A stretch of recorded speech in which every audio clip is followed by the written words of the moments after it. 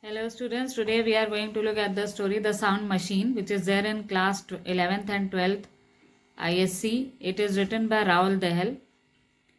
Raoul Dahel was born in Wales to Norwegian parents, and he has served in the Royal Air Force also during the Second World War. His stories are mainly popular for their unexpected ends. At the end of the story, we get an unexpected end, and generally his books contain some dark comic mood, the stories which are there, and mainly he features the villainous adults in the child characters also. And most of his books, they champion the kind hearted people. He has written many books, out of which The Sound Machine that we are going to study was published first in September 17, 1949 in the New Yorker magazine. And now let's look at how this tale works. And this tale is about, as the title suggests, it is about the discovering of a machine by a person known as Klausner, who wanted to hear even the minutest and the high pitched tones. So, how this story ends up abruptly, let's see that. It was a warm summer evening, and Klausner walked quickly through the front gate and around the side of the house and into the garden at the back. He went on down the garden until he came to a wooden shed, and he unlocked the door, went inside, and closed the door behind him. So here it is introduced. We are given the introduction about Klausner, who entered from the front gate of his house, moved around the corner of the house, and he moved to the back of his house where a garden was there, and then he moved towards a wooden shed, and he entered into a room and locked it. So first of all, he unlocked the door, he went inside and locked it. The interior of the shed was an unpainted room. Against one wall on the left, there was a long wooden workbench. On it, among a littering of wires and batteries and small sharp tools, there stood a black box about 3 feet long, the shape of a child's coffin. Now here it is said that the shed where he entered was an unpainted room. There was no painting on it. It was a rough type of room. But on the left hand corner of that room, there was a long wooden workbench on which was kept a long black box which was about 3 feet long. And there were several wires, batteries, and tools spread around it. Klausner moved across the room to the box. The top of the box was open, and he bent down and began to poke and peer inside it among a mass of different colored wires and silver tubes. He picked up a piece of paper that lay beside the box, studied it carefully, put it down, peered inside the box, and started running its fingers along the wires, tugging gently at them to test the connections, glancing back at the paper, then into the box, then at the paper again, checking each wire. He did this for perhaps an hour. Now, what he did was he moved towards that box. That box was open from the top. Then he peered inside it. He looked inside it. Then he took a piece of paper, and according to the diagram which was there in the piece of paper, he was working on the wires and all the mesh connections that were inside that box. Again he looked at the piece of paper, again he worked into the box, again he was looking into the piece of paper, again working into the box. So this means that this process took an hour for him to work on that box. After that, in the third para, we are told that he put a hand around to the front of the box where there were 3 dials, and he began to twiddle them, watching at the same time the movement of the mechanism inside the box. Now, after he had fixed all the wires and all the connections inside the box, he moved his hand towards the front of the box where there were 3 dials, and he just moved them in order to see how it works.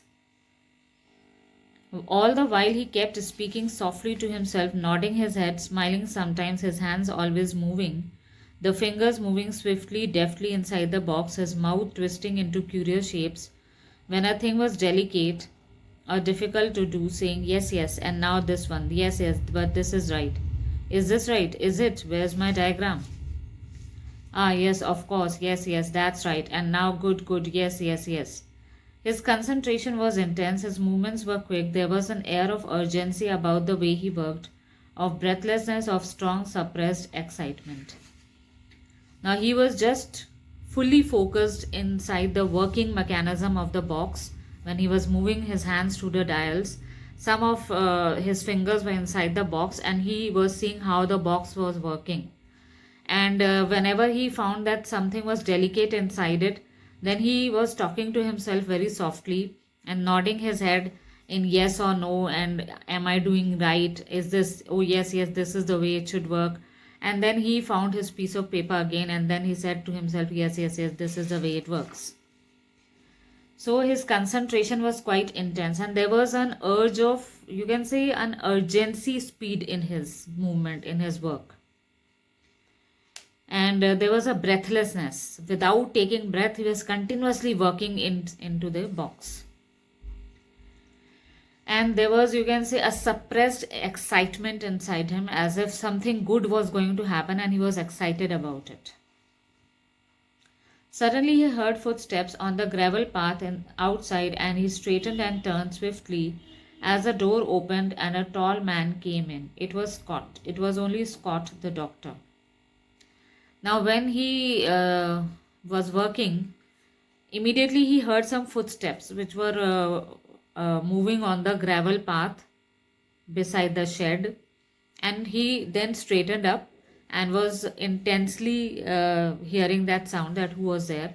Suddenly the door opened of the shed and a man came whose name was Scott. Actually he was Dr. Scott. Well, well, well, the doctor said. So this is where you hide yourself in the evenings. Hello, Scott, Klausner said. I happened to be passing, the doctor told him. So I dropped in to see how you were. There was no one in the house, so I came on down here. How's that throat of yours been having? Now, doctor said, okay, so this is the place where you hide yourself in the evenings. And then Klausner greeted him, and the doctor said that I was just passing by, and so I thought, why not drop into your house and see how your throat is working? This means that Klausner was having some throat problem or sore throat a few days ago. So the doctor was there to check it. So the doctor said that I think I should check your throat also. It's all right, it's fine. Now I'm here. I might as well have a look at it. Klausner replied that now I'm fine. Then the doctor said, since I'm here, I should check your throat.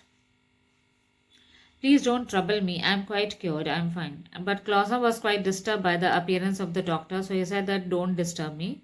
I request you, and I'm fine, I assure you. The doctor began to feel the tension in the room. He looked at the black box on the bench, then he looked at the man. You've got your hat on, he said. Now, doctor felt that something serious was happening in the room and there was a tension. So the doctor said to Klausner, but that you are still having your hat on.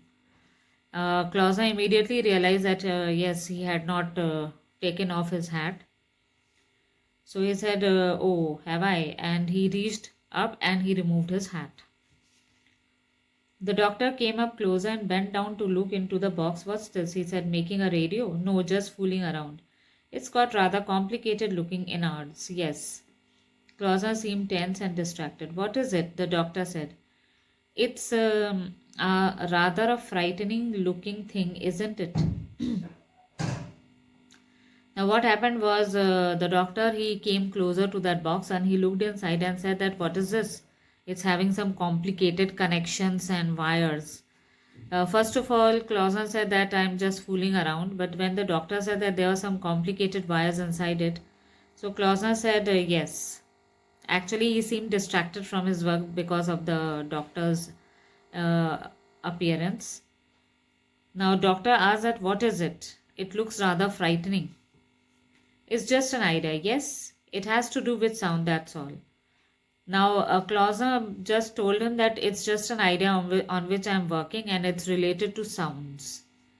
Good heavens, man. Don't you get enough of that sort of thing all day in your work?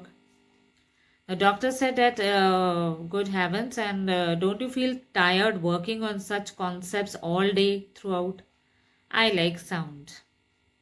So Klausner told him that I like sound and I like working on it.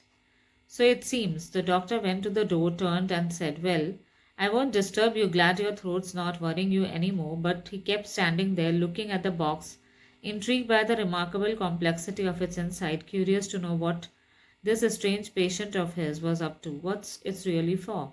he asked. "You have made me inquisitive."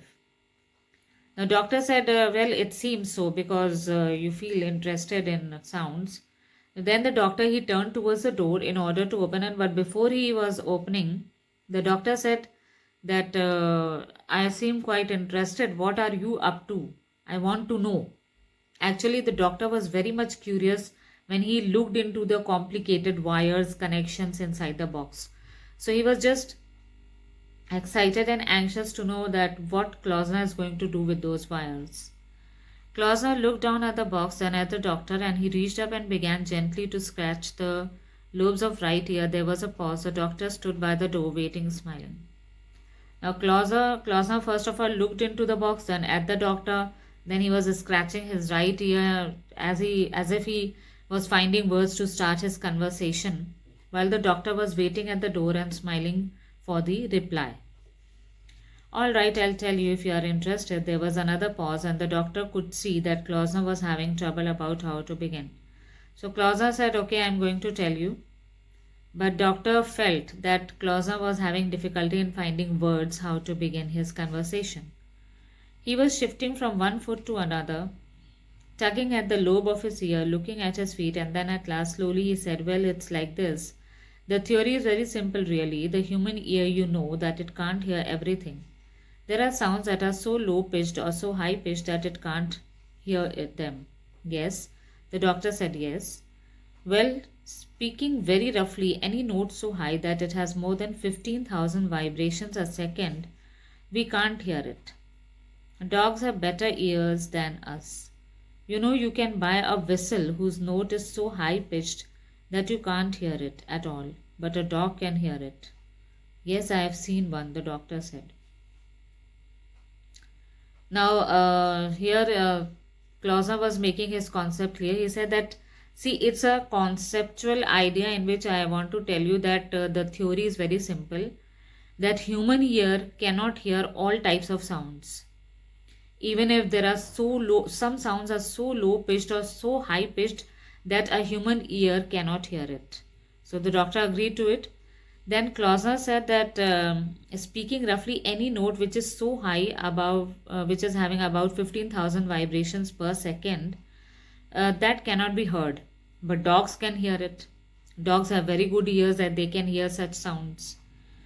So you can buy a whistle which can have a very high pitched tone that you can't hear it. So the doctor said, "Yes, I have seen one of such whistles." So he said that the dog can hear it. "Of course, you have an up the scale higher than the note of that whistle.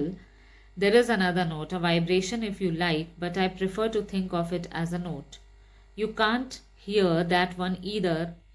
And above that there is another and another, rising up the scale forever and ever and ever.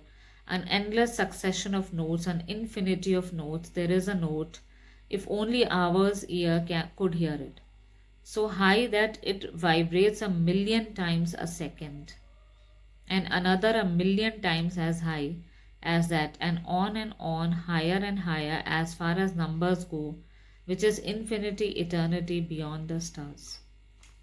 So Klausner made the concept more clear. He said that, see, if you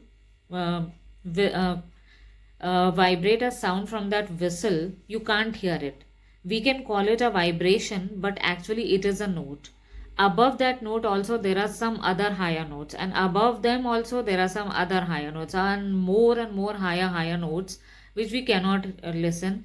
And there is an infinite series of notes which is up to eternity.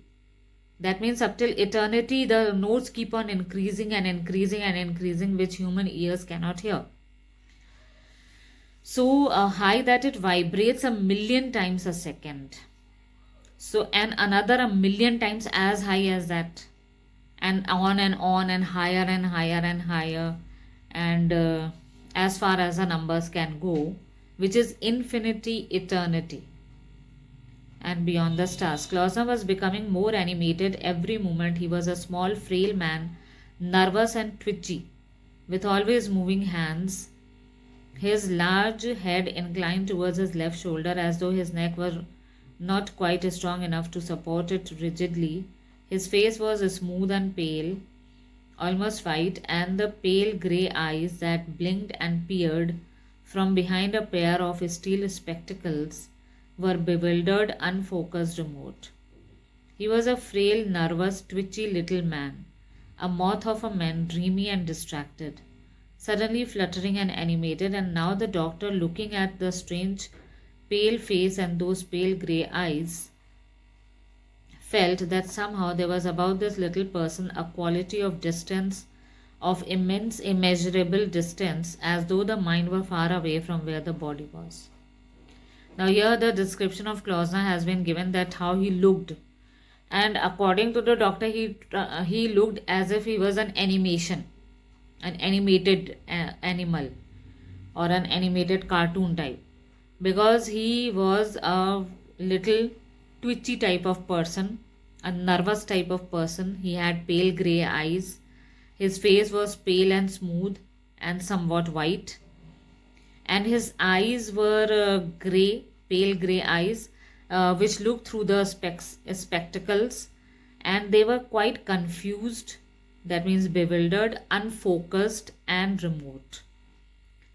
And he suddenly looked sometimes fluttering and sometimes animated, and he had his big head on his shoulder in such a way that most of the heavy head was hung towards the left shoulder of his body, as if his neck was not strong enough to support that head. So the doctor, while looking at him continuously, felt that his mind was separate from where his body was, because it seemed that concept that Klausner was explaining to the doctor seemed something unreal, and the doctor could not believe that this is a person whom I am treating. So, according to the doctor, his mind looked separate from where his body was. The doctor waited for him to go on. Klausner sighed and clasped his hands tightly together. I believe, he said, speaking more slowly now, that there is a whole world of sound about us all the time that we cannot hear. It is possible that up there in those high pitched, inaudible regions, there is new exciting music being made with subtle harmonies and fierce, grinding discords, a music so powerful that it would drive us mad if only our ears were tuned to hear the sound of it. There may be anything, for all we know, there may. So the doctor, he still waited at the door and was waiting that what more Klausner has to say. So Klausner, by clasping both his hands in such a way, he said that I believe that around us there is a world of sound which we cannot hear, but there it is always there. And he says that it is possible that up there in those high pitched, inaudible regions also there is a constant music which is being generated with subtle harmonies, with soft, smooth, harmonious sounds working together in coordination, and a music so powerful that if our ears are tuned in such a way in order to hear that music, all of them would go mad by hearing that music, that high pitched music. And there may be anything, for all we know, there may be, then he continued that there may be more of the sounds and so on. Yes, the doctor said, but it's not very probable. Doctor said, yes, but there is a less probability of having such sounds. Why not? Why not? Klausner pointed to a fly sitting on a small roll of copper wire on the workbench. You see that fly? What sort of a noise is that fly making now? None that one can hear, but for all we know, the creature may be whistling like mad on a very high tone, or barking or croaking or singing a song. It's got a mouth, hasn't it? It's got a throat. Now, Klausner tried to prove his theory. He said that look at that fly which is sitting on that copper wire. Presently, you will feel that it's not making a sound, but actually, this fly is making a high-pitched noise, or it may be croaking or singing a song, because it has a mouth and it has a throat also. The doctor looked at the fly and he smiled. He was still standing by the door with his hand on the doorknob. Well, he said, so you are going to check up on that. So the doctor then he also looked at the fly and he smiled and said, so you are going to make your experiment on that fly.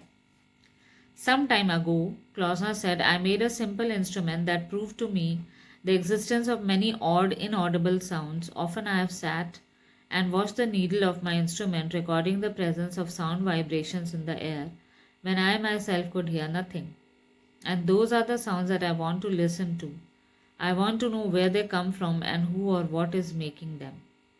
Klausner said, sometime back I made an instrument which could tell me that there is a vibration of sounds all around because its needle, I used to watch its needle how it moved in order to show the presence of sound around. But I could not hear it.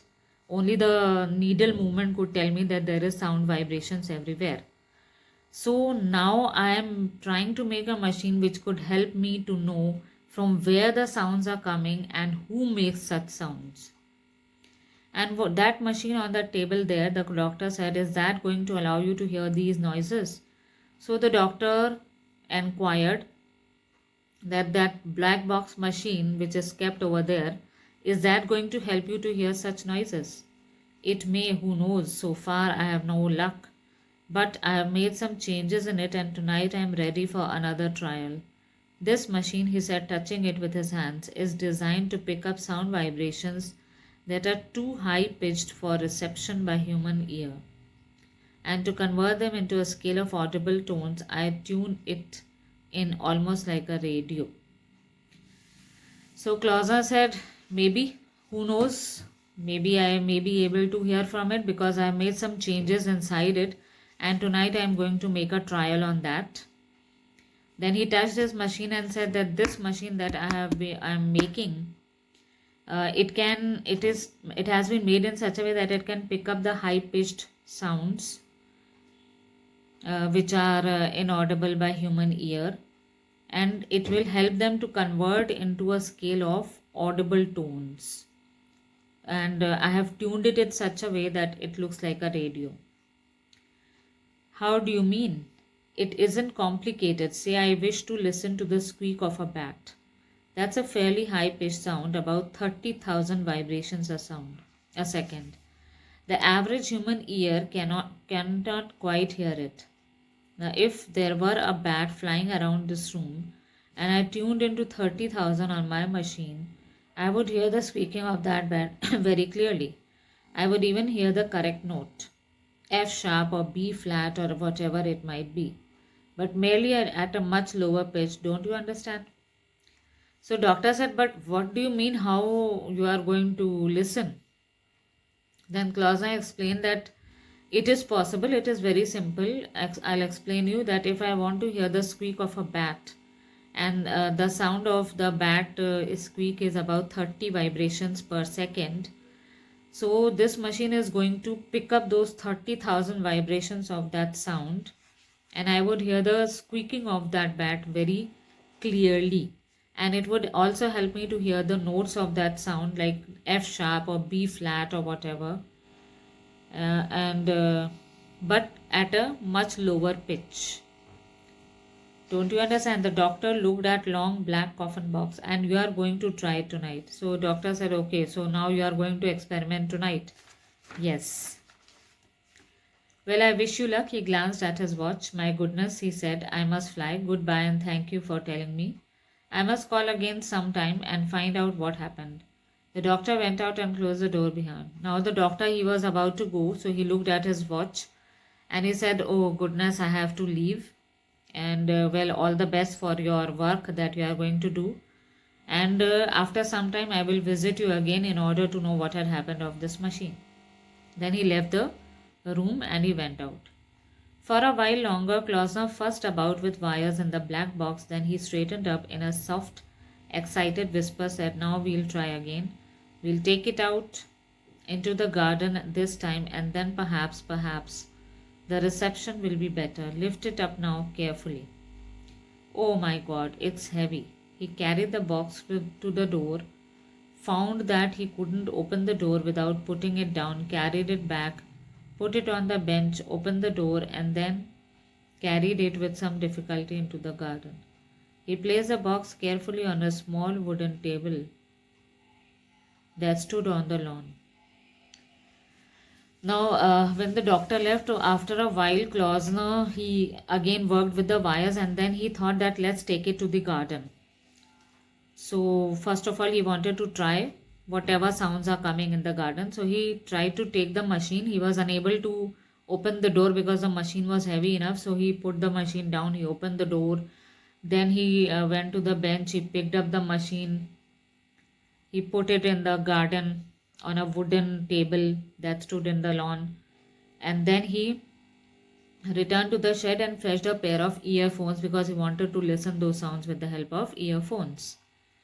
So he plugged the wire connections from the earphones into the machine and put the earphones over his wires.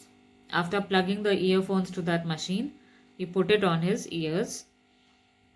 He was excited and breathed loudly and quickly through his mouth. He kept on talking to himself with little words of comfort and encouragement as though he were afraid that the machine might not work and afraid also of what might happen if it did.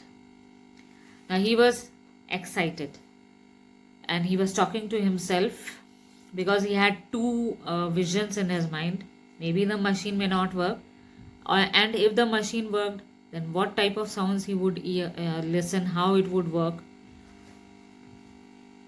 He stood there in the garden beside the wooden table, so pale, small, and thin that he looked like an ancient, consumptive, bespectacled child. Now, there he stood in the garden beside the wooden table, but he looked like a bespectacled child, an ancient type of child. He was so thin and tiny creature. The sun had gone down, there was no wind, no sound at all. From where he stood, he could see over a low fence into the next garden, and there was a woman walking down the garden with a flower basket on her arm. He watched her for a little while without thinking about her at all. Then he turned to the box on the table and pressed a switch on its front. He put his left hand on the volume control and his right hand on the knob that moved a needle across a large central dial like the wavelength dial of a radio. The dial was marked with many numbers in a series of bands, starting at 15,000 and going up to 1 lakh. 1 up to 10 lakh. So he stood in the garden, but that day, as the sun had set down, there was no air, no sound at all. And now, where he was standing beside that, below a few yards away, there was a woman who was walking in her garden with a flower basket on her hands. He did not pay attention to her much.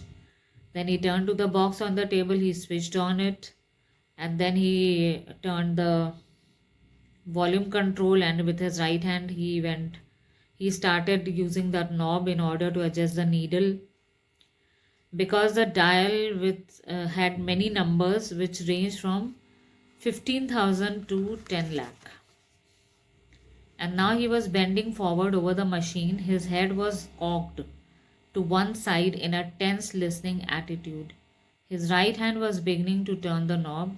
The needle was traveling slowly across the dial, so slowly he could hardly see it move, and in the earphones he could hear a faint, spasmodic crackling. Now he was bending his ears in such a way as if he wanted to listen something very keenly. And his right hand was continuously moving on the knob, and the needle was traveling very slowly over the dial in such a way that he could hardly hear any sound. Then he heard a little spasmodic crackling, a crackling type of sound. Behind this crackling sound, he could hear a distant humming tone, which was the noise of a machine itself, but that was all. As he listened, he became conscious of a curious sensation, a feeling that his ears were stretching out away from his head, and that each ear was connected to his head by a thin, stiff wire, like a tentacle, and that the wires were lengthening, that the ears were going up and up towards a secret and forbidden territory, a dangerous ultrasonic region where ears had never been before and had no right to be. Now, besides this crackling sound, he was hearing a little machine tone, humming tone of the machine, and nothing else could be heard. Then, as he was listening, he felt something curious. It seemed as if his ears were being pulled apart from his head, and they were connected through a simple thin wire to his head, the like tentacles, and that the wires were lengthening and seemed as if his ears were going up and up. They were being stretched up and up towards a secret and forbidden territory. It was a dangerous ultrasonic region where he could hear. The little needle crept slowly across the dial, and suddenly he heard a shriek, a frightful, piercing shriek, and he jumped and dropped his hands. Catching hold of the edge of the table, he stared around him as if expecting to see the person who had shrieked. There was no one in sight except the woman in the garden next door, and it was certainly not she. She was bending down, cutting yellow roses and putting them in her basket. Now, as he was experimenting, suddenly he heard a shriek, a cry, and immediately he jumped and he touched the edge of the table, and then he stared around that from where has his shriek come? Who is that person or that thing who has shrieked? Then he saw that the woman whom he had seen a while ago, she couldn't take out such a sound. She was just cutting a yellow rose in her garden and putting in her basket. Again it came, a throatless, inhuman shriek, sharp and short, very clear and cold. The note itself possessed a minor metallic quality that he had never heard before. Clausen looked around him, searching instinctively for the source of noise. The woman next door was the only living thing in sight. He saw her reach down, take a rose stem in her fingers of one hand, and snip the stem with a pair of scissors. Again he heard the scream. Now the second time again he heard the throatless, inhuman type of shriek again, and this note possessed a minor metallic type of sound which he had never heard before. Again he looked around. The only living creature that he could see was that woman who was his neighbor. Then again he saw very minutely that the woman was bending, touching the stem of that rose, cutting it, and as she cut again he heard that scream, that shriek. It came at the exact moment when the rose stem was cut. So as the stem was cut, immediately he heard that cry.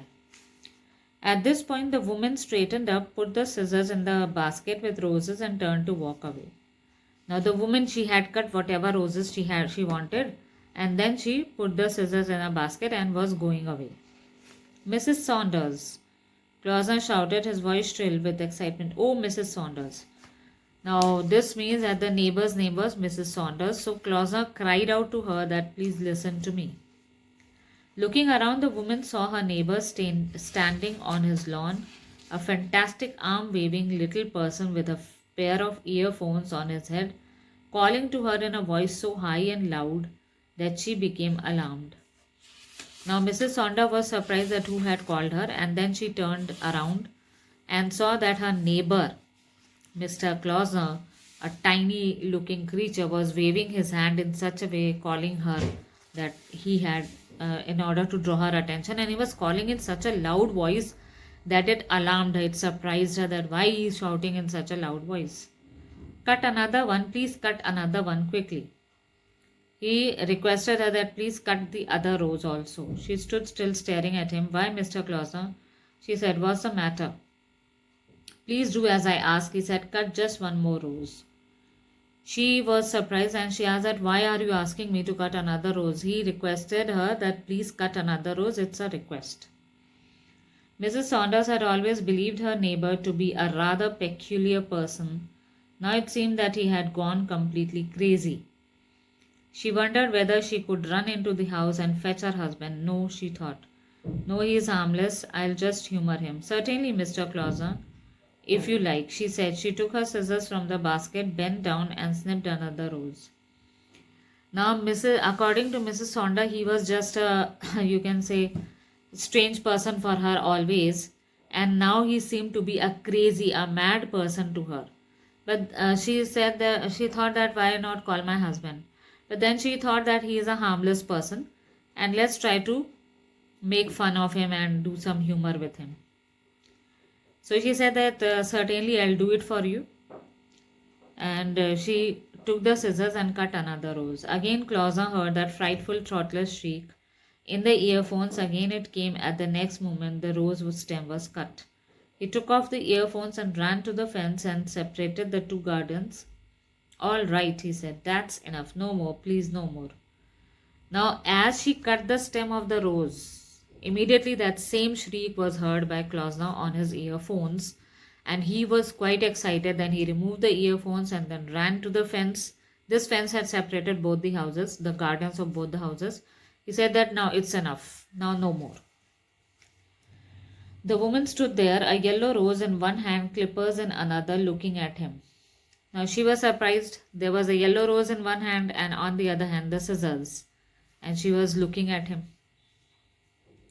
I am going to tell you something, Mrs. Saunders, he said, something that you won't believe. He put his hands on the top of the fence and peered at her intently through his thick spectacles.